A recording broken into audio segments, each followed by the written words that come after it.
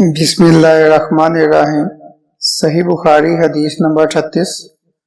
حضرت صلی اللہ علیہ وسلم نے فرمایا، جس نے رمضان کے روزے ایمان اور خالص نیت کے ساتھ رکھے، اس کے پچھلے گناہ بخش دیے گئے۔